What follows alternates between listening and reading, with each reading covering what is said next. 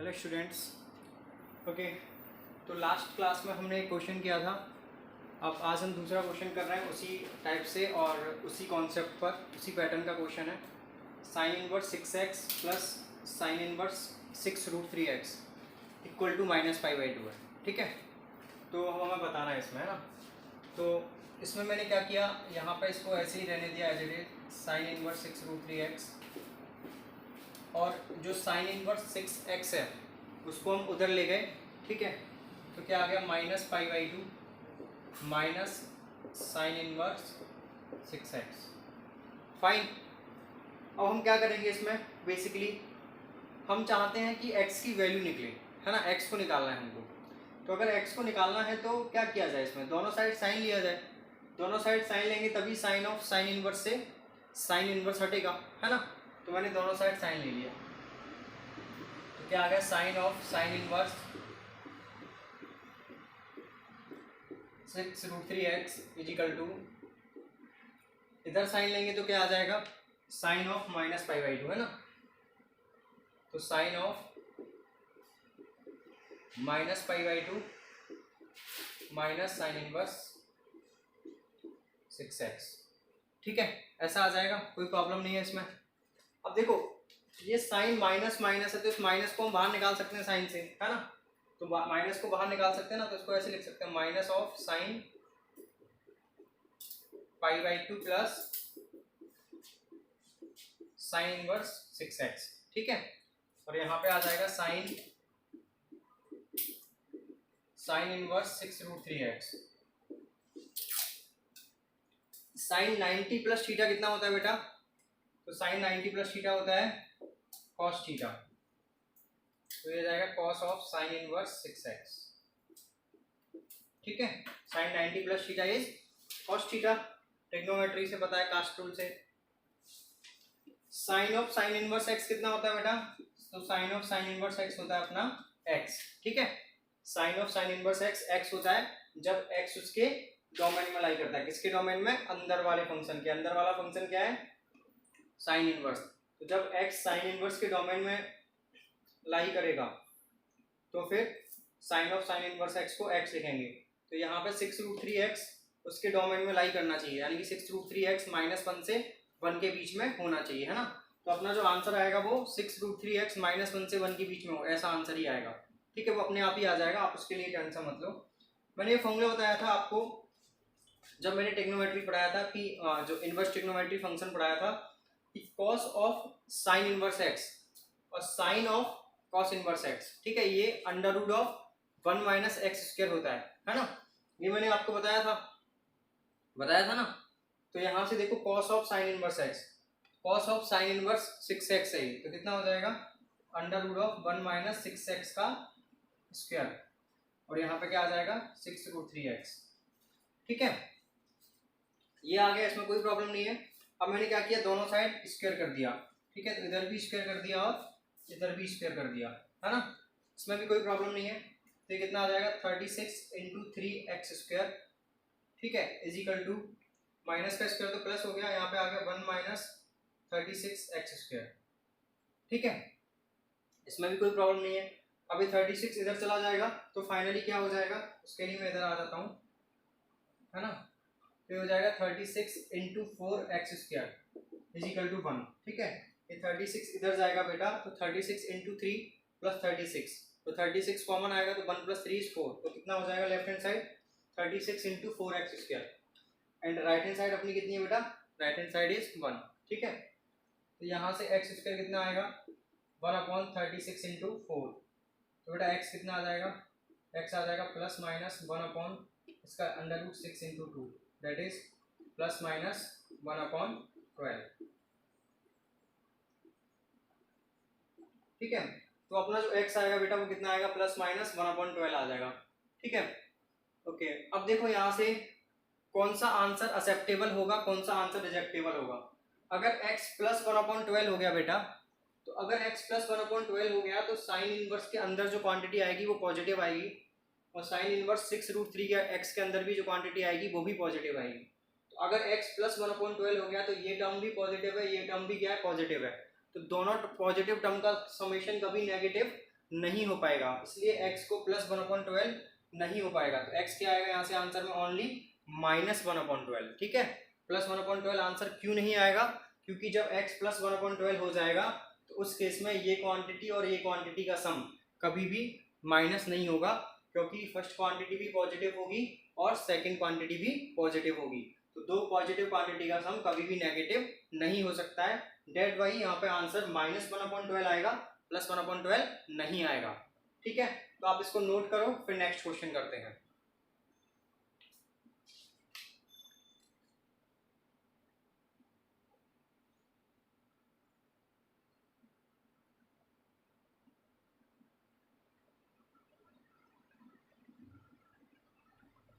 ये आप नोट कर लेना पॉज करके, मैं रफ कर देता हूँ।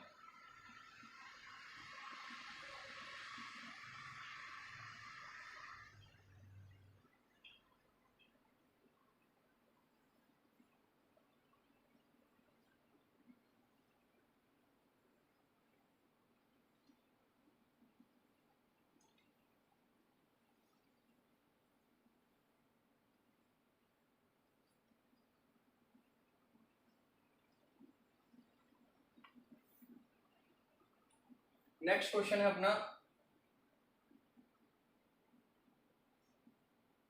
cos inverse x minus cos inverse √3x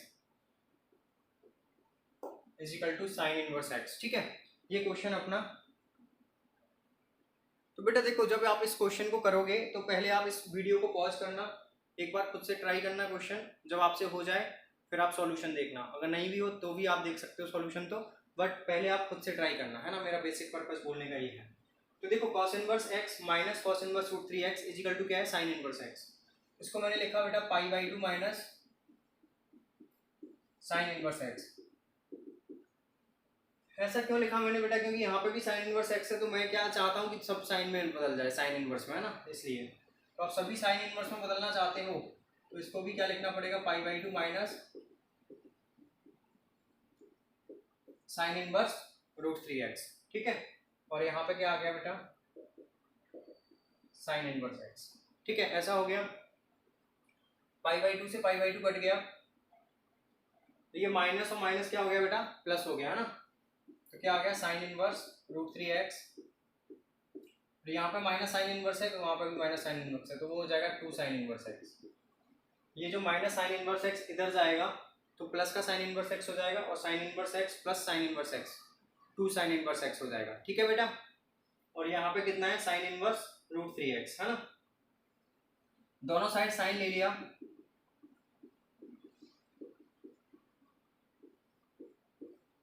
तो यहाँ पे आ गया sine of sine inverse √3x, तो यहाँ पे आ गया बेटा sine of 2 sine inverse x। ठीक है, ऐसा आ गया। Sine of sine inverse √3x तो हो गया √3x, और sine of 2 sine inverse x को देखते हैं बेटा। तो यहाँ पे मैंने साइन इनवर्स x को थीटा मान लिया, x क्या हो गया अपना? Sine theta. तो sine of 2 sine inverse x कितना हो गया बेटा? ये साइन 2 थीटा। साइन 2 थीटा कितना होता है? 2 साइन थीटा कॉस थीटा। ठीक है बेटा, तो ये कितना हो जाएगा? 2 sine theta is x, cos theta is cos of sine inverse x। अब मैंने आपको बताया था कि cos of sine inverse x और sine of cos inverse x under root of 1 minus x square होता है। क्या आ जाएगा? 2x under root of 1 minus x square. ठीक है, तो इस क्वांटिटी को लिख दिया 2x under root of 1 minus x square. ठीक है, यहाँ पे x है, यहाँ पे x है, तो x इधर लेके आ गए, या फिर हमने x से x काट दिया और लिख दिया कि x is equal to 0 is also a solution. ठीक है, ये भी एक सॉल्यूशन आएगा। जब हमने x से x काटा तो लिख दिया कि x नॉट इक्वल टू 0 है, बट हमें समझ में आ गया कि x इज इक्वल टू 0 भी एक सॉल्यूशन आएगा। क्यों? क्योंकि x से x काटा है, इसलिए x इक्वल टू 0 एक सॉल्यूशन आएगा। या तो ऐसे मान लो कि इस क्वांटिटी को इधर लेके आ जाओ और x कॉमन ले लो, तो x कॉमन लोगे तो वहां से क्या हो जाएगा? x into √3 minus twice of under root of 1 minus x square equal to 0। तो एक आंसर तो वहां से क्या आएगा? x इक्वल टू 0, और दूसरा क्या आ जाएगा जो यहाँ से हम सॉल्व कर रहे हैं। ठीक है, तो यहाँ पे मैंने x नॉट इक्वल टू 0 क्यों लिखा है? बिकॉज मैंने x से x कट किया है, जब भी x से x कट किया है तो x 0 नहीं होना चाहिए, लेकिन अपना एक सॉल्यूशन क्या आ गया कि x इजिकल टू 0 अपना एक सॉल्यूशन आ गया, ठीक है। तो x इजिकल टू 0 भी अपना क्या आ गया, एक सॉल्यूशन आ गया है ना, ये भी अपना एक सॉल्यूशन है, ये भी अपना एक आंसर आएगा। इतना समझ में आ गया आप लोगों को। तो अब यहाँ से स्क्वायर कर दिया, स्क्वायर करेंगे तो कितना आएगा बेटा, √3 का स्क्वायर कितना होता है, square of √3 is 3, that is 3, that is 4 into 1 minus x square. यहाँ से क्या आ गया, x square is equal to 1 minus 3/4, 3/4 हो गया, एक्स स्क्वायर को इधर लेके गए तो 1/4 हो गया। तो यहाँ से बेटा एक्स कितना आ गया, प्लस माइनस 1/2, ठीक है, प्लस माइनस 1/2 आंसर हो गया, ठीक है बेटा। तो इसको आप नोट कर लो, फिर दूसरा क्वेश्चन करते हैं।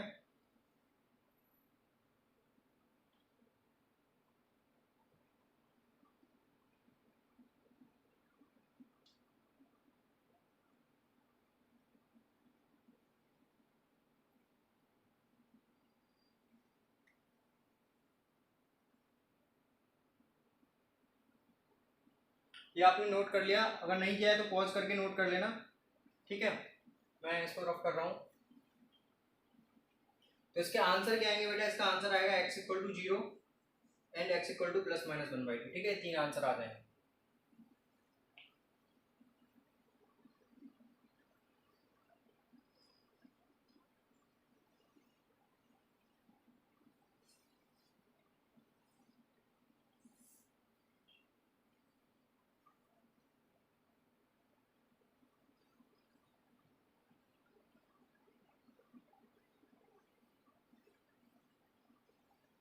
ठीक है बेटा, नेक्स्ट क्वेश्चन है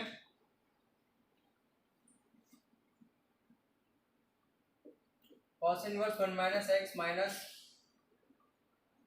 3 cos inverse x equal to π/2, ठीक है। This is the next question कि cos inverse 1 minus x minus 3 cos inverse x equal to अपना π/2 है, ठीक है। तो अब देखो इसमें इस क्वेश्चन को करने में पहले तो आप पॉज करना, पॉज करने के बाद आप खुद से ट्राई करना, आपसे क्वेश्चन हो जाए बहुत अच्छी बात है, क्वेश्चन नहीं हो देन सॉल्यूशन देखना। और पहले बेसिक पर्पस यही है मेरा कि पहले खुद ट्राई करना, जब तक खुद ट्राई नहीं करोगे तब तक चीज़ें नहीं आएंगी, है ना। तो पहले खुद से ट्राई करना। अब देखो इसमें देखो, अगर इसका डोमेन देखा जाए, सॉल्यूशन बता रहा हूँ मैं, अगर इसका डोमेन देखा जाए तो डोमेन क्या आएगा इसका, 1 माइनस एक्स माइनस 1 से 1 होना चाहिए, जो कॉस इनवर्स का जो अंदर आर्ग्यूमेंट होता है वो -1 से 1 होना चाहिए। और यहाँ का डोमेन क्या आएगा कि एक्स भी -1 से 1 होना चाहिए, ठीक है। तो यहाँ से क्या आएगा, -x -2 से एंड लगा, यहाँ पे दोनों चीज़ें एक साथ ट्रू होनी चाहिए। तो जब भी दोनों चीज़ें एक साथ ट्रू होती है तो एंड आता है, ठीक है बेटा। तो -x क्या हो गया, -2 से 0 होना चाहिए, तो x अपना क्या हो जाएगा, 2 से 0 हो जाएगा, यानी कि x 0 से 2 होना चाहिए, है ना। यहाँ से तो क्या आ गया कि x 0 से 2 होना चाहिए, और ये क्या बोल रहा है कि x -1 से 1 होना चाहिए। तो इन दोनों के बीच में क्या लगा हुआ है बेटा, एंड लगा हुआ है। तो एंड लगा हुआ है तो क्या करेंगे, इन दोनों का इंटरसेक्शन लेंगे। तो इन दोनों का इंटरसेक्शन क्या बोल रहा है कि x 0 से 1 होना चाहिए, ठीक है। इन दोनों के इंटरसेक्शन ने क्या बोला कि जो x है वो 0 से 1 होना चाहिए, है ना, यानी कि x की वैल्यू 0 से 1 आनी चाहिए। इन दोनों का इंटरसेक्शन बोल रहा है कि x 0 से 1 होना चाहिए, ठीक है बच्चों। तो अगर x 0 से 1 होना चाहिए तो अपन क्वेश्चन पे आते हैं।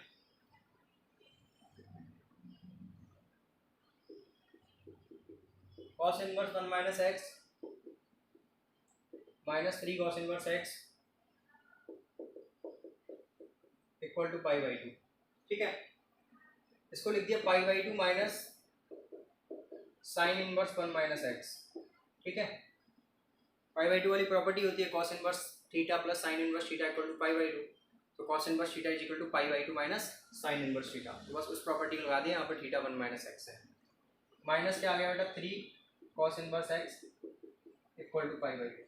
इस π/2 से π/2 कट गया तो क्या आ गया, यहाँ से देखो माइनस माइनस है तो माइनस साइन हट जाएगा, कॉमन ले लेंगे तो आ जाएगा sine inverse 1 minus x plus 3 cos inverse x equal to 0, ठीक है। इन दोनों क्वांटिटी का समेशन 0 है ना। और x 0 से 1 है, ये भी याद रखना है। तो अगर x 0 से 1 है बेटा, तो जो अगर cos इनवर्स की बात करो तो cos इनवर्स तो 0 से 1 में पॉजिटिव ही होता है, ठीक है। अब cos इनवर्स 0 से 1 में पॉजिटिव होता है तो ये क्वांटिटी तो ऑलवेज पॉजिटिव ही है, या तो 0 होगी ये क्वांटिटी या पॉजिटिव होगी, है ना। तो अब इस क्वांटिटी को देखते हैं, साइन इनवर्स 1 माइनस एक्स। तो अगर x अगर 0 से 1 है, x अगर बेटा 0 से 1 है तो माइनस एक्स कहाँ से कहाँ तक होगा, माइनस एक्स होगा अपना, साइन चेंज हो जाएगा यहाँ पे, है ना, इनइक्वालिटी का, तो -1 से 0 हो जाएगा, ठीक है बेटा। अगर x 0 से 1 है तो माइनस एक्स -1 से 0 हो जाएगा, इनइक्वालिटी का साइन चेंज हो जाएगा। तो अपना जो 1 माइनस एक्स है, तो 1 माइनस एक्स के लिए दोनों साइड 1 ऐड कर दोगे, ठीक है, दोनों साइड 1 ऐड कर दोगे तो 0 से 1 हो जाएगा ना, तो 0 से 1 हो जाएगा अपना 1 माइनस एक्स, ठीक है। तो अगर 1 माइनस एक्स बेटा 0 से 1 है तो ये क्वांटिटी 0 से 1 है, साइन इनवर्स में जो थीटा है वो 0 से 1 जा रहा है ना। मतलब आप ऐसे समझो इसको कि साइन इनवर्स में जो थीटा है ना वो 0 से 1 जा रहा है। तो साइन इनवर्स का ग्राफ कैसा होता है बेटा, तो साइन इनवर्स का अगर ग्राफ देखो तो मैं दूसरे पेन से बनाता हूँ जिससे आपको कंफ्यूजन ना हो। तो साइन इनवर्स का अगर ग्राफ देखो ना बेटा, साइन इनवर्स का ग्राफ तो ऐसा होता है, ठीक है, ये π/2 है, ये -π/2 वाली लाइन है और ये 0 वाली लाइन है, और ये 1 है, ठीक है, ये 1 होता है और ये -1 होता है। अगर साइन इनवर्स के ग्राफ में देखो, अगर साइन इनवर्स का जो आर्ग्यूमेंट है वो अगर 0 से 1 के बीच में जा रहा है तो साइन इनवर्स कहाँ से कहाँ तक जा रहा है, तो साइन इनवर्स भी भैया अपना 0 से 1 के बीच में ही जा रहा है, ठीक है। तो साइन इनवर्स भी 0 से 1 के बीच में जा रहा है, मतलब साइन इनवर्स भी 0 से π/2 के बीच में जा रहा है। अगर 1 माइनस एक्स 0 से 1 के बीच में जा रहा है तो साइन इनवर्स उस केस में 0 से π/2 के बीच में जा रहा है। तो साइन इनवर्स भी 0 से π/2 के बीच में जा रहा है और कॉस इनवर्स भी 0 से π/2 के बीच में जा रहा है, और दोनों का समेशन 0 है। तो दोनों का समेशन 0 कब हो सकता है, दोनों का समेशन 0 तब हो सकता है जब वो दोनों इंडिविजुअली 0 हो, और वो भी x की एक ही वैल्यू पर। तो ये भी क्या होना चाहिए बेटा, 0 होना चाहिए, और ये भी क्या होना चाहिए, 0 होना चाहिए, क्योंकि बाकी पॉजिटिव होगा। या तो देखो साइन इनवर्स 1 माइनस एक्स या तो 0 होगा या पॉजिटिव होगा। जब 1 माइनस एक्स की वैल्यू 0 से 1 है, ये समझ में आया बेटा, x की वैल्यू 0 से 1 है, ये तो हमने यहाँ से निकाली डोमेन से, है ना। तो जब x 0 से 1 है तो उस केस में 1 माइनस एक्स भी क्या आया बेटा, 0 से 1 आया। तो अगर 1 माइनस एक्स की वैल्यू 0 से 1 है तो उस केस में साइन इनवर्स 1 माइनस एक्स की वैल्यू 0 से π/2 है। तो ये जो साइन इनवर्स वाला फंक्शन है वो 0 से π/2 जा रहा है, ठीक है। अब देखो x की वैल्यू 0 से 1 है तो ये cos इनवर्स x का ग्राफ है, ये किसका ग्राफ है, cos इनवर्स x का, और ये किसका ग्राफ है बेटा, ये ग्राफ है साइन इनवर्स x का।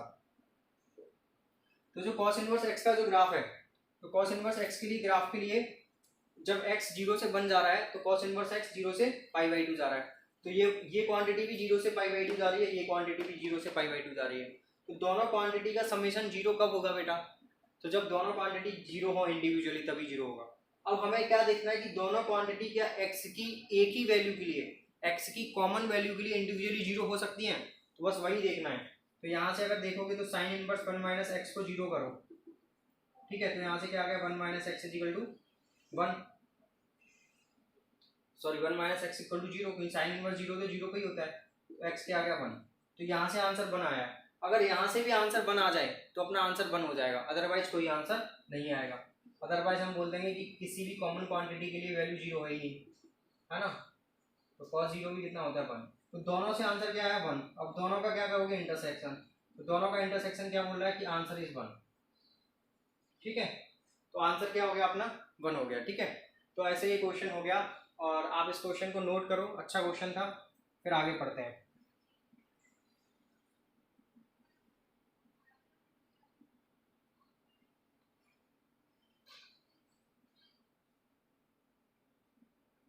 आपने नोट कर लिया होगा, नहीं किया हो तो पॉज करके नोट कर लेना, ठीक है। और आपको कोई डाउट है तो वापस वीडियो देखना, समझ में आ जाएगा।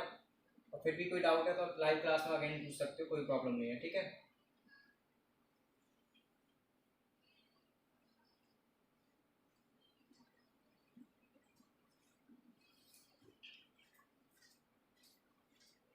इसको मैं रफ कर रहा हूँ, आप पॉज करके नोट कर लेना, है ना बेटा।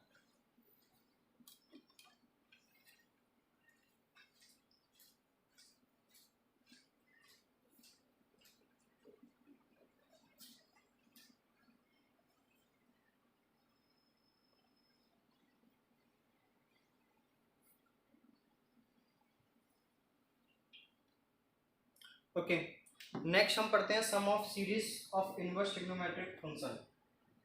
नेक्स्ट टॉपिक है सम ऑफ सीरीज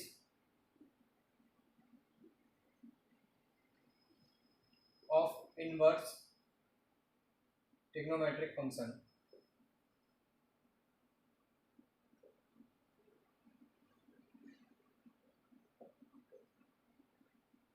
ठीक है,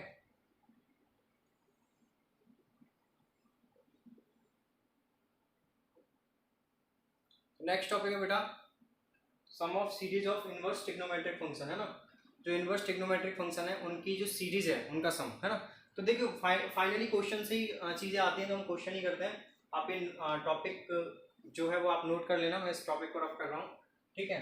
हम क्वेश्चन करते हैं, टॉपिक नोट कर लेना जरूर, ठीक है। क्वेश्चन लिखो 1/3, 1/7, 1/13, 1/21। देखो find the sum of the series, question है find the sum of the series, find the sum of the series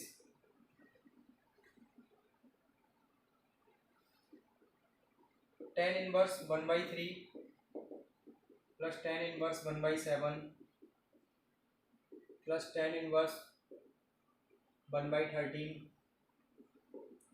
plus tan inverse 1/21 plus ऐसे इनफाइनाइट तक जा रहा है ना, टिल इनफाइनाइट तक जा रहा है। तो इस सीरीज का आपको सम फाइंड करना है ना, और ये मतलब यहाँ पर 3 डॉट लग गया। 3 डॉट का मतलब होता है कि सीरीज इनफाइनाइट तक जा रही है, ठीक है।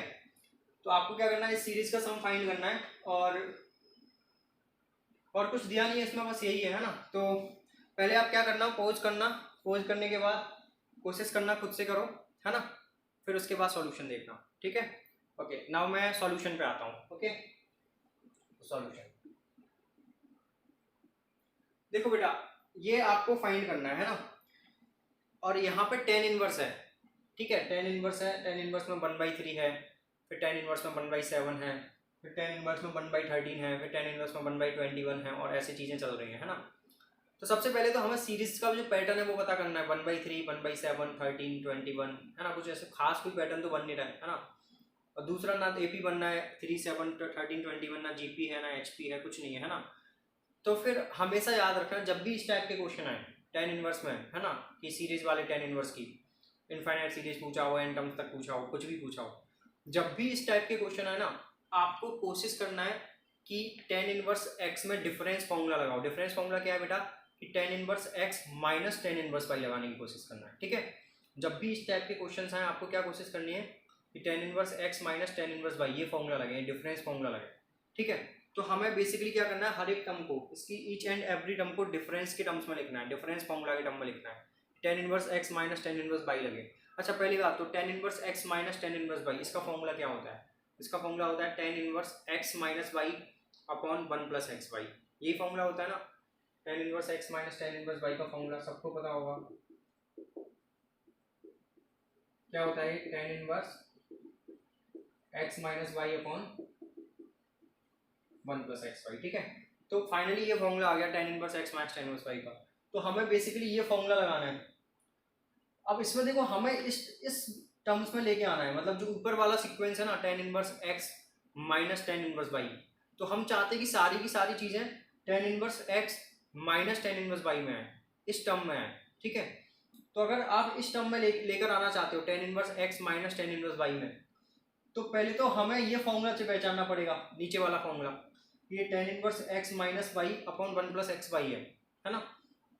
ये जो फॉर्मूला है नीचे वाला फॉर्मूला, इस इन सारी टर्म्स को इस वाले फॉर्मूले में लेके आओ, इस वाले रूप में लेके आओ, इस वाली फॉर्म में लेके आओ। इस वाले फॉर्म में अगर लेके आओगे तो इस फॉर्म से हम इस फॉर्म में फॉर्मूला लगा सकते हैं। ये समझ में आ रहा है चीजें? तो अब देखो इसको इस फॉर्म में कैसे लिखेंगे, है ना। तो इसको देखो कैसे लिखें, 1 को लिखना है x माइनस वाई, और यहाँ पे 3 है तो 3 को लिख दिया मैंने 1 प्लस 2, ठीक है। 2 को लिखा x इंटू वाई और 1 को लिखा x माइनस वाई, तो 2 इंटू 1 और 2 माइनस 1। अब देखो x into y x minus y लिखा हुआ है ना। तो ये फॉर्मूला हो गया ना, tan inverse x minus y upon 1 plus x y. 2 minus 1 1 होता है, 2 इंटू 1 2 होता है, 2 में एक ऐड करोगे तो 3 आ जाएगा, ठीक है। अब ऐसे इसको भी लिखना है, तो यहाँ पे तो पहले लिखो 1 प्लस 6। अब ऊपर ऐसे लिखना है कि उन दोनों का डिफरेंस 1 आ जाए और नीचे 6 को ऐसे लिखना है कि उन दोनों का प्रोडक्ट 6 आ जाए। तो क्या लिखूं बेटा, 3 और 2, है ना। क्या लिखेंगे यहाँ पे 3 इंटू 2 और यहाँ पे क्या लिखेंगे 3 माइनस 2। अब ये 13 है ना। तो 13 में भी ऐसे ही tan इनवर्स, यहाँ पे क्या लिखा हुआ है बेटा 1 प्लस 12, 12 को क्या लिखेंगे 4 इंटू 3, 4 माइनस 3, ठीक है 21, 1 प्लस 5 इंटू 4, 5 माइनस 4, और ऐसी चीजें चलती रहेंगी, है ना। ये समझ में आ गया बेटा। तो अब बेटा ये क्या लिखा हुआ है, ये लिखा हुआ है tan inverse 2 minus tan inverse 1, ठीक है। ये वाली टर्म क्या लिखी हुई है, tan inverse 2 minus tan inverse 1। अब ये वाली टर्म क्या लिखी हुई है बेटा, ये वाली टर्म, तो ये वाली टर्म लिखी हुई है tan inverse 3 minus tan inverse 2, ठीक है बेटा। अब ये वाली टर्म क्या लिखी हुई है, तो ये वाली टर्म लिखी हुई है tan inverse 4 minus tan inverse 3, ठीक है। फिर फिफ्थ टर्म क्या लिखी हुई है, tan inverse 5 minus tan inverse 4। ऐसी करते करते nth टर्म क्या आएगी, nth टर्म, तो देखो पहली टर्म में यहाँ पे 2 है, फिर 3 है, 4 है, 5 है, तो nth टर्म में क्या आएगा बेटा tan इनवर्स n प्लस 1, और यहाँ पे 1 2 3 4, तो यहाँ पे n टर्म में क्या आएगा बेटा tan इनवर्स n, ठीक है। अब देखो बेटा ये इससे कट रहा है, ये इससे कट रहा है, ये जब सबको ऐड करोगे, सबको ऐड ही तो करना है, यहाँ पे एडिशन का ही तो साइन है। इस टर्म को इस टर्म को इस टर्म को इस टर्म को सभी टर्म्स को ऐड करोगे तो ये इससे कटेगा, ये इससे कटेगा, ये इससे कटेगा, यहाँ पे ये वाला इससे कट जाएगा और यहाँ पे जो होगा वो इससे कट जाएगा। तो फाइनली क्या बचेगा, तो फाइनली बचेगा अपना tan inverse n plus 1 minus tan inverse 1, ठीक है। अब जब n इनफाइनाइट की तरफ जाएगा, लिमिट लगा दी हमने, जब n इनफाइनाइट की तरफ जाएगा तो हमें n इनफाइनाइट की तरफ जाएगा तब आंसर चाहिए, ठीक है, माइनस tan इनवर्स 1, ये आंसर चाहिए हमें तो इनफाइनाइट सीरीज का सम चाहिए ना। तो हमने लिमिट लगा दी जब n इनफाइनाइट की तरफ जा रहा है ना। तो यहाँ से n इनफाइनाइट की तरफ जाएगा तो इनफाइनाइट प्लस 1 कितना हो जाएगा बेटा इनफाइनाइट, और tan इनवर्स इनफाइनाइट कितना हो जाएगा बेटा π/2, तो ये तो हो जाएगा π/2, और tan इनवर्स 1 कितना होगा बेटा, तो tan इनवर्स 1 तो बेटा होगा π/4, तो ये हो जाएगा π/4, π/2 माइनस π/4 कितना हो जाएगा बेटा, वो भी हो जाएगा π/2, तो अपना आंसर कितना आ जाएगा बेटा π/4, ठीक है। तो दिस इज अवर आंसर, इसको आप नोट करो, फिर मैं एक और क्वेश्चन दे रहा हूँ।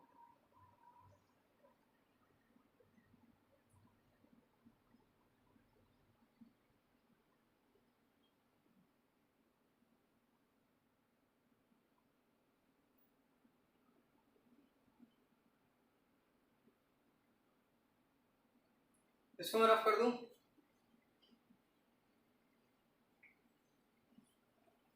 आप इसको नोट कर लेना पॉज करके, मैं रफ कर रहा हूँ, मैं दूसरा क्वेश्चन देता हूँ।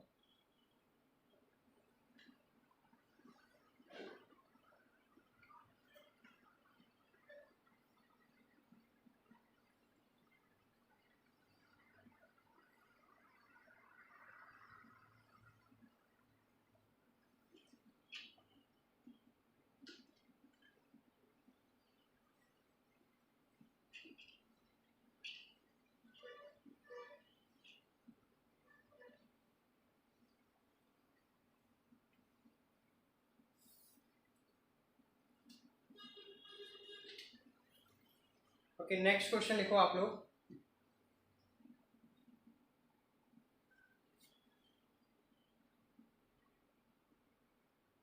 tan inverse 2/1 square plus tan inverse 2/2 square plus tan inverse 2/3 square plus ऐसे चलता रहेगा इनफाइनाइट टर्म्स तक, है ना। आपको इसका सम फाइंड करना है, ठीक है, ये क्वेश्चन है। तो अगेन इस क्वेश्चन के लिए आप क्या करो, tan inverse 2/1 square plus tan inverse 2/2 square plus tan inverse 2/3 square plus ऐसे चलता रहेगा टिल इन्फिनिटी। तो आप क्या करो इस क्वेश्चन के लिए अगेन, तो आप इस क्वेश्चन के लिए अगेन पॉज करो, खुद से ट्राई करो, उसके बाद सॉल्यूशन देखो, ठीक है। जब तक आपसे नहीं हो जाए तब तक आप ट्राई करते रहो। फाइनली अगर नहीं होता है तो सॉल्यूशन देखो, होता है तब भी सॉल्यूशन जरूर देखना, है ना, ठीक है।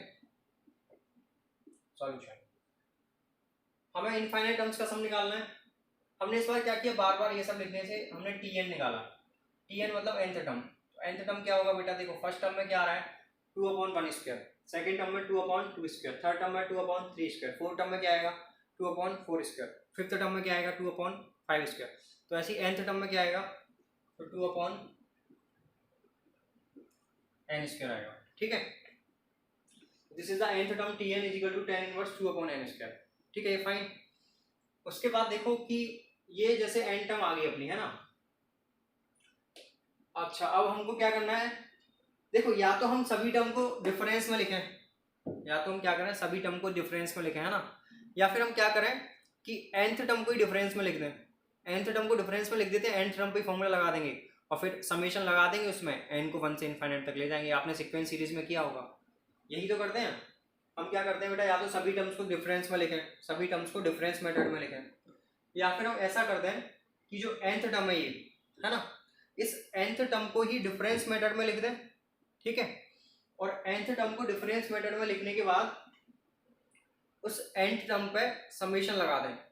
समेशन क्या लगा दें, summation of n is going to 1 से इनफाइनाइट। ठीक है, तो हमने इस nth टर्म को लिख दिया बेटा डिफरेंस मेथड में। क्या आ गया ये tan इनवर्स, मैं इसको लिखना चाहता हूँ तो मैंने इसको ऐसे लिखा 1 + n² - 1। ठीक है, ऐसे क्यों लिखा, क्योंकि मुझे पता है फॉर्मूला जो लगेगा वो क्या लगेगा, tan inverse x - y upon 1 + x × y। ठीक है, ये फॉर्मूला लगेगा। तो 1 प्लस आना चाहिए यहाँ पे, तो मैंने 1 ऐड किया, 1 सब्ट्रैक्ट कर दिया। ठीक है, अब देखो ये जो है ना, इसका फॉर्मूला तो बेटा क्या होता है, अगर आप डिनोमिनेटर को ध्यान से देखो, उसका फॉर्मूला तो ये होता है n + 1 × n - 1। ठीक है, अब इसमें से इसको सब्ट्रैक्ट करोगे तो बेटा कितना आएगा, n + 1 में से n - 1 को सब्ट्रैक्ट करोगे तो कितना आएगा 2। तो ऊपर 2 ही लिखा हुआ है, तो बस n + 1 में से n - 1 को सब्ट्रैक्ट कर दो, बिकॉज ऊपर 2 लिखा हुआ है तो ऊपर क्या आएगा बेटा 2 ही आएगा। ठीक है, तो n + 1 - n - 1 आ गया। अब क्या ये फॉर्मूला बन गया, तो yes tan inverse x - y upon 1 + xy, यही तो है। तो tan inverse x - y upon 1 + xy कितना होता है बेटा, तो ये होता है tan inverse x minus tan inverse y। ठीक है, ये फॉर्मूला बन गया Tn का, यानी कि Tn को इस केस में Tn को हमने दो टर्म्स के डिफरेंस में लिख दिया। क्लियर, इतना आपको क्लियर है कि मैंने Tn को दो टर्म्स के डिफरेंस के रूप में लिख दिया। अब Tn को अगर मैंने ऐसे लिख दिया तो Sn क्या होता है बेटा, Sn होगा इसका समेशन ऑफ n बराबर 1 to n Tn। ठीक है, तो Sn क्या आ जाएगा अपना, इसका समेशन करोगे, जब n को 1 डालोगे तो क्या आ जाएगा, n को 1 डालोगे तो आ जाएगा tan inverse 2 minus tan inverse 0। ठीक है, n को 2 डालोगे तो क्या आएगा, तो n को 2 डालोगे तो आएगा tan inverse 3 minus tan inverse 1। n को 3 डालोगे तो क्या आएगा बेटा, tan inverse 4 minus tan inverse 2, tan inverse 4 minus tan inverse 2। n को 4 डालोगे बेटा तो क्या आएगा, n को 4 डालोगे तो tan inverse 5 minus tan inverse 3। n को 5 डालोगे तो क्या आएगा, tan inverse 6 minus tan inverse 4। ठीक है, तो ऐसे n को डालते जाओगे n और वैल्यू आती जाएंगी, है ना। फाइनली जब n को n डालोगे तो क्या आएगा, n को n - 1 डाला, चलो पहली बार मैंने क्या डाला, n को n - 1 डाला, n - 1 डालोगे तो क्या आएगा n - 1 plus n, n - 1 plus 1, तो tan inverse n minus tan inverse n - 1 यहाँ पर डालेंगे तो n - 2 आएगा, tan इनवर्स n - 2। ठीक है, और n को n डालोगे तो क्या आएगा, ये मैं n की वैल्यूज डाल रहा हूँ, डिफरेंट वैल्यूज।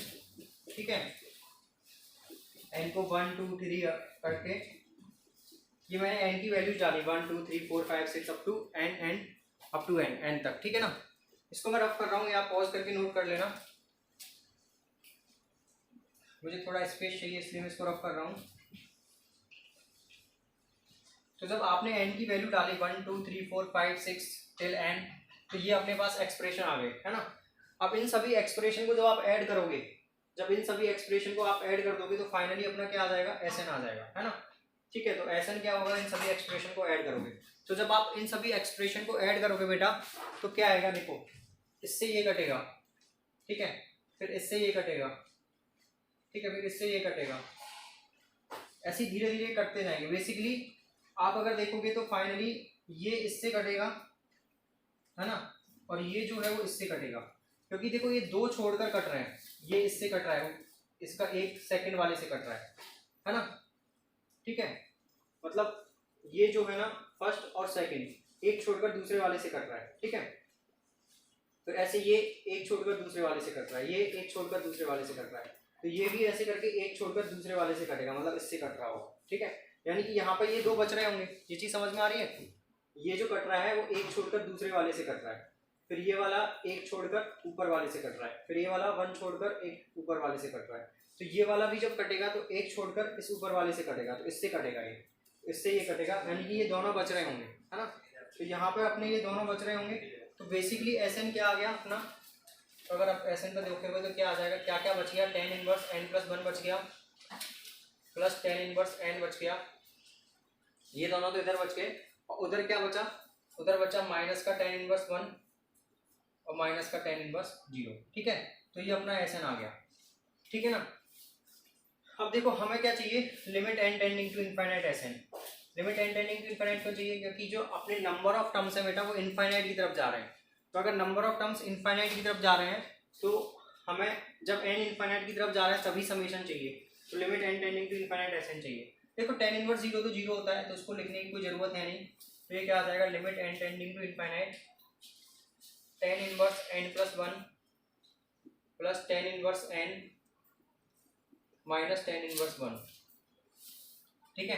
अब जब देखो n इनफाइनाइट की तरफ जाएगा तो ये क्वांटिटी n प्लस 1 भी इनफाइनाइट की तरफ जाएगी, तो tan इनवर्स में अगर क्वांटिटी इनफाइनाइट है तो वो किधर जाएगी, पाई/2, तो कितना हो जाएगा, पाई/2 प्लस, जब n इनफाइनाइट की तरफ जाएगा तो tan इनवर्स के अंदर की क्वांटिटी जो tan इनवर्स का जो आर्ग्यूमेंट है वो इनफाइनाइट की तरफ जाएगा, अगर tan इनवर्स का आर्ग्यूमेंट इनफाइनाइट की तरफ जाएगा तो tan इनवर्स इनफाइनाइट अगेन किधर जाएगा, पाई/2, ये भी कितना हो जाएगा, पाई/2। tan इनवर्स 1 n इनफाइनाइट की तरफ जाएगा तो आर्ग्यूमेंट तो बन ही रहेगा, क्योंकि यहाँ पे तो n इंक्लूड है ही नहीं, तो tan इनवर्स 1 तो बन ही रहेगा, और tan इनवर्स 1 मतलब जो आर्ग्यूमेंट है वो बन ही रहेगा, और tan इनवर्स 1 की वैल्यू कितनी होती है बेटा, पाई/4, तो ये क्या आ जाएगा, पाई/4, ठीक है। तो फाइनली आंसर कितना आ जाएगा, दैट इज पाई माइनस पाई/4, दैट इज 3 पाई/4, ठीक है। तो इस टाइप के क्वेश्चंस कभी कभी जेई में पूछ लिए जाते हैं, जेई मेंस जेई एडवांस किसी में भी पूछे जा सकते हैं, ठीक है।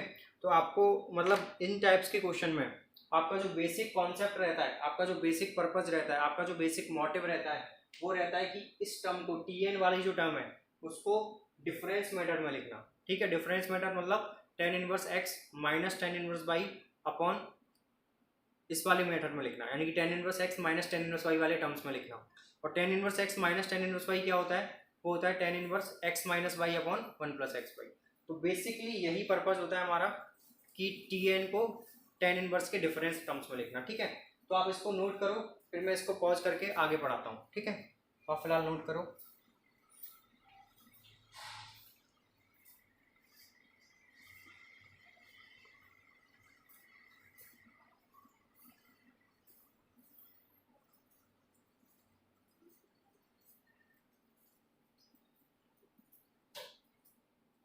ओके, ये आप नोट कर लेना, ठीक है। पॉज करके मैं इसको रफ कर देता हूँ।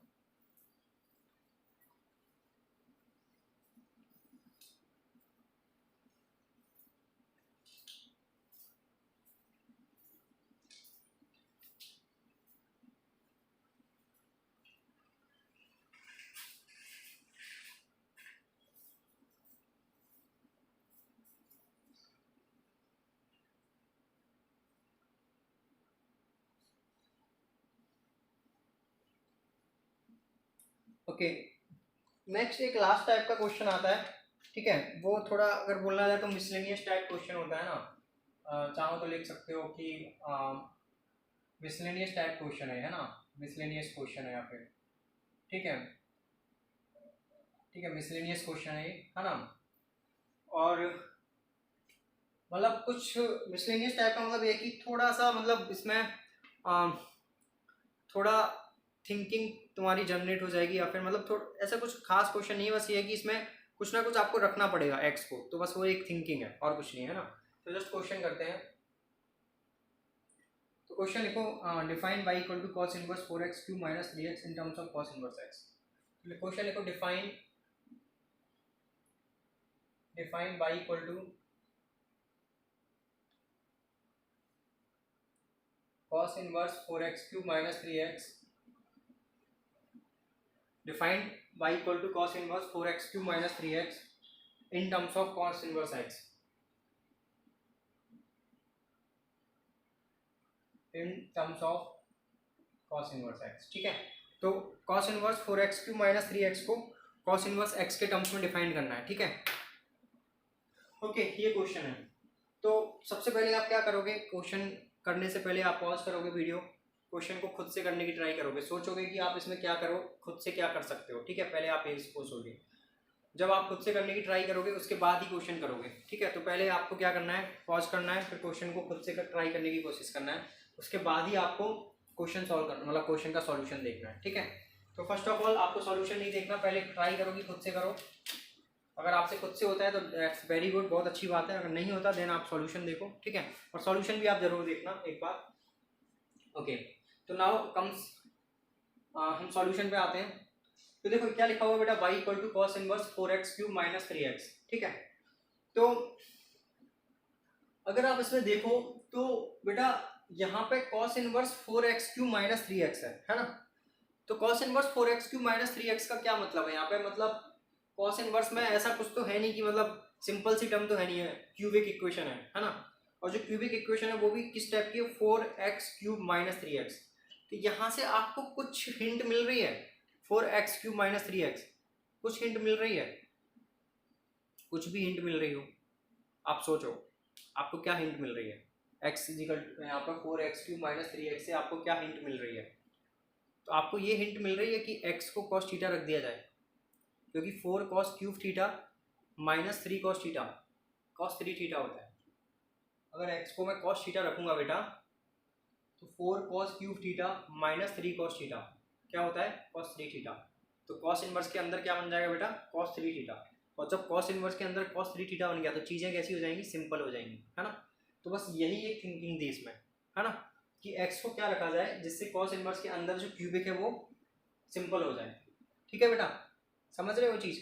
तो यहाँ पर x को cos थीटा रखा जाए, कोई cos थीटा जब आप रखोगे x को तो cos थीटा से cos इनवर्स के अंदर की चीज़ें बहुत सिंपल हो जाएंगी, है ना। तो बस यहाँ पे फिर यही एक सॉल्यूशन, बस इसके बाद क्वेश्चन हो जाएगा।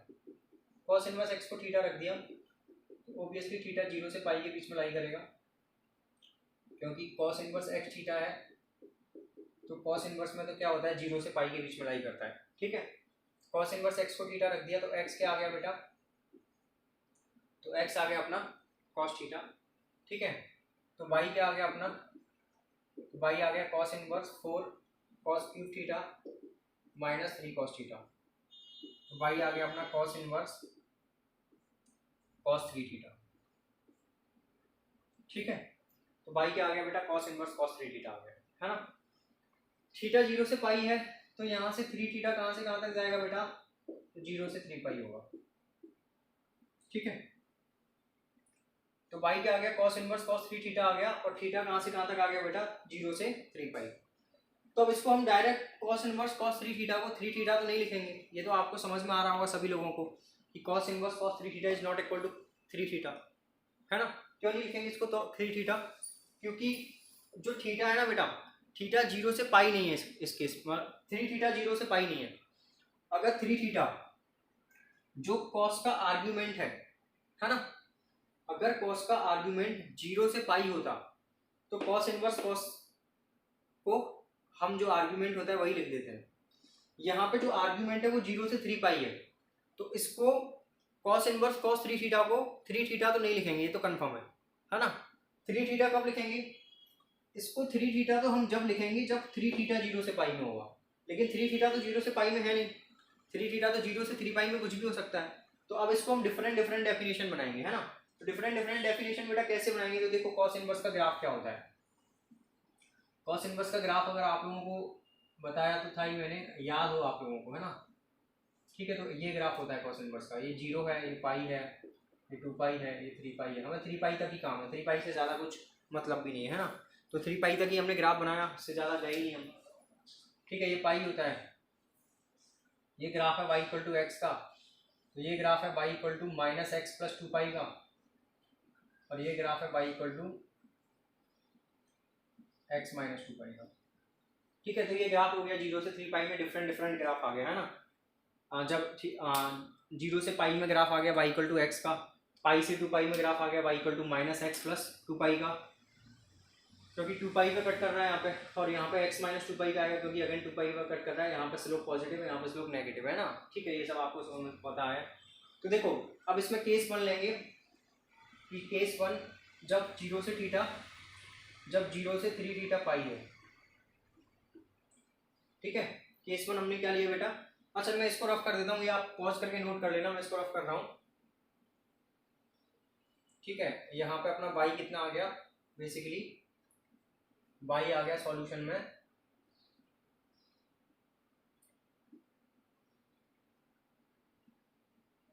cos इनवर्स cos 3 थीटा आ गया है ना, और 3 थीटा 0 से 3 पाई है। केस 1 जब 3 थीटा 0 से पाई हो, तो 3 थीटा जब 0 से पाई होगा है ना, तो इस केस में इसको क्या लिखेंगे, केस 1 है जब 3 थीटा 0 से पाई हो, तो जब 3 थीटा 0 से पाई होगा तो उस केस में y को क्या लिखेंगे, 3 थीटा लिखेंगे है ना, क्योंकि जब cos inverse cos of x, cos inverse cos x को x लिखते हैं जब x उसके cos इनवर्स की रेंज में लाई करे।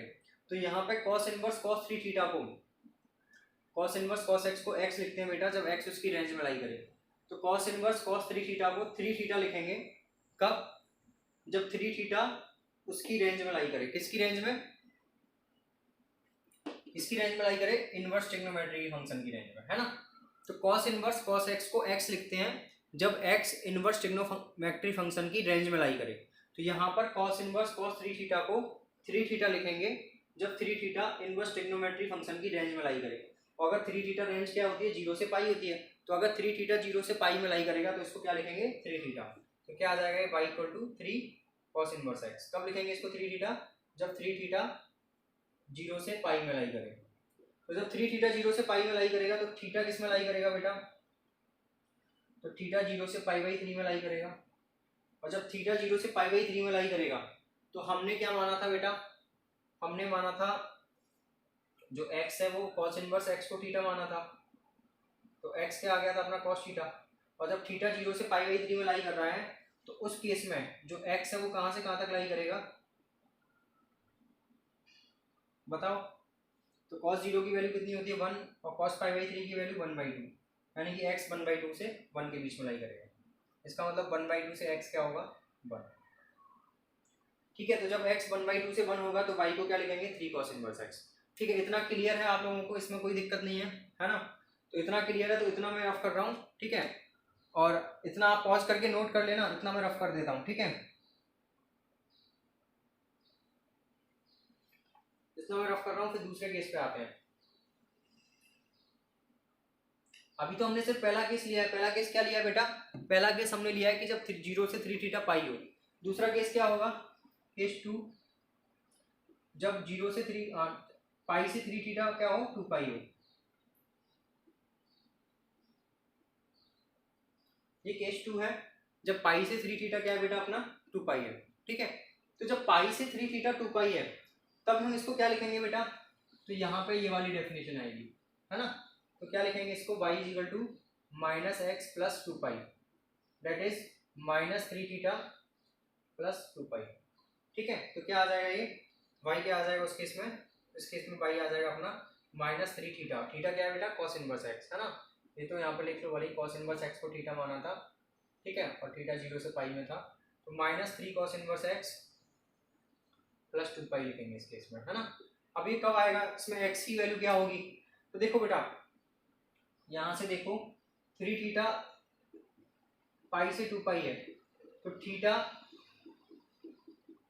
पाई बाई 3 से 2 पाई बाई 3 होगा। अगर 3 थीटा पाई से 2 पाई है तो थीटा पाई बाई 3 से 2 पाई बाई 3 होगा। तो इस केस में जो x था वो तो बेटा cos थीटा है। तो इस केस में जब थीटा पाई बाई 3 से 2 पाई बाई 3 होगा तो x अगर आप ग्राफ से देख लेना cos इनवर्स x के, ठीक है, तो x आ जाएगा माइनस 1/2 से 1/2 से 1 आया था, माइनस 1/2 से 1/2 आएगा। ठीक है, ठीक है ना बेटा, ये आ जाएगा। तो यहाँ से x क्या आ जाएगा, -1/2 से 1/2। अब देखो इक्वलिटी का साइन आप सब पे लगा सकते हो, कोई फर्क नहीं पड़ता, फंक्शन कंटिन्यूअस होता है ना। जो कॉस इनवर्स फंक्शन है वो कंटिन्यूअस होता है। कॉस इनवर्स क्या, सारे इनवर्स ट्रिग्नोमेट्री फंक्शन कंटिन्यूअस होते हैं, तो आप इक्वलिटी का साइन कहीं भी लगाओ, कोई फर्क नहीं पड़ता है ना। तो ये केस 2 है, और केस 2 को मैं रफ कर दूं, केस 2 को मैं रफ कर रहा हूँ है ना। फिर केस 3 पे आते हैं, आप पॉज करके नोट कर लेना, कोई प्रॉब्लम नहीं है। केस 3 में क्या होगा बेटा, केस 3 में ऐसा होगा कि जब 0 से 3 थीटा, सॉरी 2 पाई से 3 थीटा क्या होगा, पाई होगा, 3 पाई होगा है ना। तो जब 2 पाई से 3 थीटा 3 पाई होगा, तो फिर ये वाला ग्राफ आएगा है ना। तो ये वाली लाइन क्या है, y equal to x minus 2 pi, that is 3 theta minus 2 pi.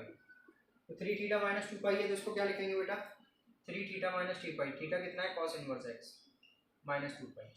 ठीक है, अब x की वैल्यू क्या आएगी उसके लिए, तो 3 थीटा बेटा, x तो कॉस थीटा है, 3 थीटा 2 पाई बाई 3 है, 2 पाई से 3 पाई है मतलब, तो थीटा कहाँ से कहाँ तक आएगा बेटा, थीटा आएगा 2 पाई बाई 3 से पाई। तो थीटा अगर 2 पाई बाई 3 से पाई आएगा, तो ये x equal to cos theta है। तो जो x आएगा वो कहाँ से कहाँ तक आएगा, cos 2 पाई बाई 3 से cos पाई कितना होता है, -1, और ये होता है -1/2। तो इस केस में x क्या आ गया, -1 से -1/2। ठीक है बेटा, तो फाइनली ये अपना डिफाइन हो गया ऐसे। ठीक है, इसको ऐसे डिफाइन कर दिया। ये y क्या था अपना, cos इनवर्स था। ठीक है, cos इनवर्स था ना, ये cos इनवर्स 4x³ - 3x है ना। तो इसको हम ऐसे डिफाइन कर सकते हैं ना। ठीक है, ये y था तो y को ऐसे डिफाइन कर दिया है ना, ये अपना ऐसे डेफिनेशन आ गया है ना। तो आप इसको पॉज करो और नोट करो, या फिर जो भी है आप इसको नोट करो, फिर आगे पढ़ते हैं। समझ में आ गया होगा ये है ना। तो ऐसे डिफरेंट इंटरवल में आपको चीज़ें करनी है ये, ठीक है ना। तो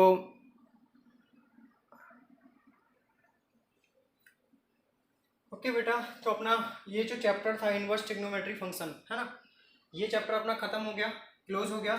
नाउ हम नेक्स्ट चैप्टर पे आते हैं, that is continuity and derivative. Okay, तो नेक्स्ट चैप्टर क्या अपना कंटिन्यूटी एंड लिमिट हमने पढ़ ही लिया है, तो लिमिट फिर हम वापस में इंक्लूड नहीं करते, कंटिन्यूटी से पढ़ेंगे।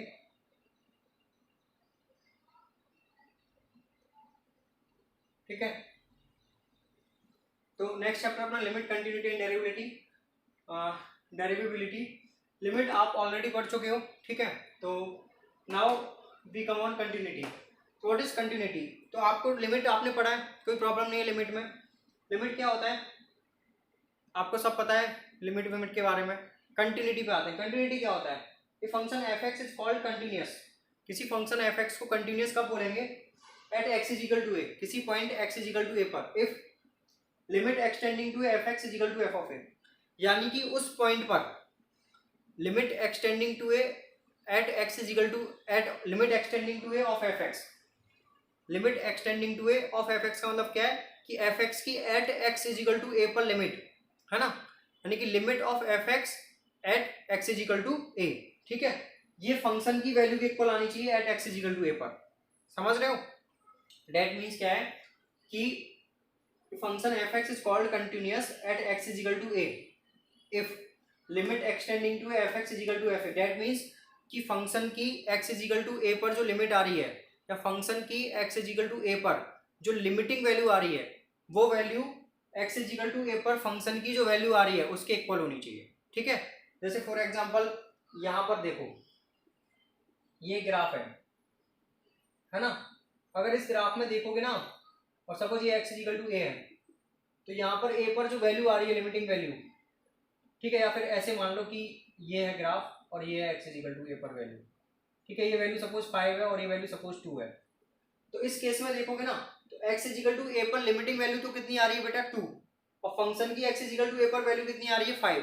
तो ये फंक्शन क्या कंटिन्यूअस है, तो ये फंक्शन क्या हो गया, ये फंक्शन क्या हो गया, x is equal to a पर डिसकंटिन्यूअस हो गया। क्या हो गया, डिसकंटिन्यूअस हो गया। और इस फंक्शन में देखोगे सपोज ये x इज इक्वल टू ए है, तो यहाँ पर x is equal to a पर जो फंक्शन की वैल्यू है, सपोज ये 5 है या 7 है, तो यहाँ पर अगर देखोगे तो इस केस में क्या होगा बेटा कि limit extending to a f x क्या आ रहा है 7 आ रहा है, और एफ ऑफ ए भी क्या आ रहा है बेटा 7 ही आ रहा है। तो इस केस में limit extending to a f x भी 7 आ रहा है और एफ ऑफ ए भी क्या आ रहा है 7 आ रहा है, यानी कि दोनों चीजें क्या आ रही है इक्वल आ रही है, limit extending to f x और एफ ऑफ ए दोनों ही क्या आ रहे हैं 7 आ रहे हैं। तो अगर दोनों ही 7 आ रहे हैं तो क्या हो गया बेटा अपना फंक्शन कंटिन्यूअस हो गया। तो यहाँ पर ग्राफ में क्या होगा कोई भी ब्रेक पॉइंट नहीं आएगा, लेकिन यहाँ पर ग्राफ में ब्रेक पॉइंट आ जाएगा तो वो डिसकंटिन्यूअस हो जाएगा। समझ आ गया? तो ये तो फंक्शन उसने क्या बोला है, a function f x is called continuous at x is equal to a if limit extending to f x is equal to f of a, यानी कि x is equal to a पर जो limiting value है वो functional value के equal होनी चाहिए at x is equal to a पर। दैट इज मतलब क्या है, उसने दूसरी डेफिनेशन में बोला है if a is intermediate point of domain, अगर ए अंदर वाला पॉइंट है देन लेफ्ट हैंड लिमिट और right hand limit f of a के इक्वल होनी चाहिए। तो क्या होनी चाहिए उसकी limiting value left hand limit और राइट हैंड लिमिट इक्वल होनी चाहिए और वो फंक्शनल वैल्यू के इक्वल होनी चाहिए। And if a is end point of domain, अगर a end point of domain है, एंड पॉइंट का मतलब क्या है, जैसे सपोज डोमेन है अपना 5 से 7, तो 5 और 7 क्या हो गए अपने बेटा एंड पॉइंट हो गए, है ना। जो भी एक्सट्रीम पॉइंट होते हैं बेटा वो एंड पॉइंट होते हैं ना। तो if a is end point of domain and से राइट मोस्ट पॉइंट, सपोज वो राइट मोस्ट पॉइंट है, राइट मोस्ट पॉइंट सपोज यहाँ पे हो गया, है ना। ये आप नोट कर लेना, फिर मैं दूसरा डायग्राम बना रहा हूँ उसमें राइट मोस्ट पॉइंट वाला, ठीक है। तो सपोज ए राइट मोस्ट पॉइंट है, तो राइट मोस्ट पॉइंट सपोज ये हो गया ए, ठीक है, सपोज ये ए है, ठीक है। देन क्या होना चाहिए, तो यहाँ पर इसकी लिमिटिंग वैल्यू क्या होनी चाहिए, फंक्शनल वैल्यू की इक्वल होनी चाहिए। लेकिन यहाँ पर फंक्शन राइट हैंड साइड में तो डिफाइंड ही नहीं है बेटा। तो अगर फंक्शन राइट हैंड साइड में डिफाइंड नहीं है देन इट्स ओके, कोई प्रॉब्लम नहीं है। हम सिर्फ क्या करेंगे इस केस में, लेफ्ट हैंड लिमिट निकालेंगे और left hand limit f of a के इक्वल कर देंगे, यानी कि limit extending to a minus f x is equal to f of a के इक्वल कर देंगे। क्योंकि इस केस में राइट मोस्ट पॉइंट के लिए, जो right extreme right most point है, उसके लिए फंक्शन राइट हैंड साइड में डिफाइंड ही नहीं है। तो अगर फंक्शन राइट हैंड साइड में डिफाइंड नहीं है देन इट्स ओके, कोई प्रॉब्लम नहीं है। यहाँ पे जो लेफ्ट हैंड लिमिट होगी वो एफ ऑफ ए के इक्वल होगी अगर फंक्शन क्या है कंटिन्यूअस है तो, ठीक है। लेफ्ट हैंड लिमिट तो आप निकाल लोगे, limit extending to a minus f x is equal to f of a. अगर function and for right most point, यहाँ पे लेफ्ट मोस्ट पॉइंट लिखो, and for left most point, है ना, ठीक है। राइट मोस्ट पॉइंट के लिए हमने यहाँ पे पढ़ लिया, and for left most point right hand limit is equal to f of a. तो सपोज ये लेफ्ट मोस्ट पॉइंट सपोज ये है, ठीक है। तो लेफ्ट मोस्ट पॉइंट के लिए क्या होगा, यहाँ पे लेफ्ट में तो फंक्शन डिफाइंड ही नहीं है, तो लेफ्ट में फंक्शन डिफाइंड नहीं है तो लेफ्ट हैंड लिमिट तो आएगी नहीं लेफ्ट मोस्ट पॉइंट के लिए। अगर लेफ्ट में फंक्शन डिफाइंड नहीं है तो लेफ्ट हैंड लिमिट तो आएगी नहीं बेटा लेफ्ट मोस्ट पॉइंट के लिए। तो कौन सी लिमिट आएगी, राइट हैंड लिमिट। तो लेफ्ट मोस्ट पॉइंट के लिए क्या होना चाहिए, जो राइट हैंड लिमिट है वो क्या होनी चाहिए, एफ ऑफ ए के इक्वल होनी चाहिए। तो फंक्शन क्या हो जाएगा, अगर ये कंडीशन होल्ड कर जाएगी तो फंक्शन क्या हो जाएगा, कंटिन्यूअस हो जाएगा, ठीक है। और राइट हैंड लिमिट क्या होती है, limit extending to a plus f of x, और वो एफ ऑफ ए के इक्वल होनी चाहिए तो फंक्शन कंटिन्यूअस हो जाएगा, ठीक है। तो आप ये नोट करो, ठीक है, पॉज करके नोट कर लेना, हम आगे पढ़ते हैं। आप नोट जरूर कर लेना, नोट्स बनाते रहना, ठीक है। देखो बेटा नेक्स्ट है कि व्हाट इज द रीजन कि क्या फंक्शन डिसकंटिन्यूटी क्यों कब हो सकता है, फंक्शन डिसकंटिन्यूअस कब हो सकता है। तो पहले तो देखो डिसकंटिन्यूटी का मतलब क्या है। Discontinuity at a point implies that break in graph of the function.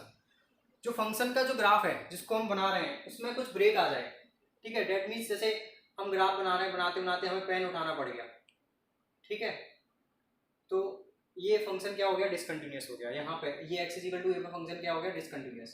Discontinuous का मतलब ये है कि फंक्शन का ग्राफ बनाओ और बनाते बनाते हमें कहीं भी पेन उठाना पड़ जाए, है ना, तो फंक्शन डिसकंटिन्यूअस हो गया, कंटिन्यूटी नहीं रही, है ना। What is the reason for discontinuity of graph, if limit does not exist, यहाँ पे लिमिट ही एग्जिस्ट नहीं कर रही है इसलिए फंक्शन क्या हो गया, डिसकंटिन्यूअस हो गया। फंक्शन इज अनडिफाइंड, जैसे सेकंड रीजन ये हो सकता है कि मतलब यहाँ पे देखो सेकंड वाला रीजन, तो फंक्शन अनडिफाइंड हो जाए, है ना, जैसे यहाँ पे, ठीक है, ये हो गया एक्स इज इक्वल टू ए पे फंक्शन डिफाइंड ही नहीं है बेटा, ठीक है। और third reason functional value and limiting value are not equal. Third reason ये हो जाएगा, थर्ड रीजन में कि जो फंक्शनल वैल्यू है और जो लिमिटिंग वैल्यू है वो इक्वल नहीं आ रही है, ठीक है। यहाँ पे वैल्यू 5 हो गई, यहाँ पे वैल्यू सपोज 2 हो गई, अभी मैंने बताया था, है ना। तो that is the three reason कि हम बोल सकते हैं ये 3 रीजन है जिसके कारण फंक्शन क्या हो, डिसकंटिन्यूअस हो। पहला कि लिमिटिंग वैल्यू इक्वल ना है, first reason. Second reason function उस पर डिफाइंड ही ना हो x is equal to a पर। And third reason functional value और लिमिटिंग वैल्यू इक्वल ना है, ठीक है। और डिसकंटिन्यूटी का मतलब क्या है किसी पॉइंट पे, कि इसको उस पॉइंट पे फंक्शन के जो ग्राफ है उसमें ब्रेक आ जाना, ठीक है, उसमें एक डिसकंटिन्यूटी आ जाना, उसमें स्मूथली नहीं चलना, मतलब पेन है, ग्राफ को बनाते समय पेन को उठाना पड़ जाए जिस पॉइंट पे, उस पॉइंट पे फंक्शन क्या हो जाएगा, डिसकंटिन्यूअस। ठीक है, this is the basic definition और this is the basic things. ठीक है, you have all to need these things. Okay fine, आज के लिए इतना काफ़ी है। ठीक है, बाकी कल हम कंटिन्यूटी और अच्छे से पढ़ेंगे। आज जस्ट मैंने इन्फॉर्मेशन दिया कंटिन्यूटी होता क्या है, कल से हम इस पर क्वेश्चन करेंगे और अच्छे से पढ़ेंगे। लिमिट आप अच्छे से पढ़ के आना, इसमें लिमिट बहुत ज़्यादा यूज होगी। Okay bye, take care. आप इसको नोट कर लेना पॉज करके।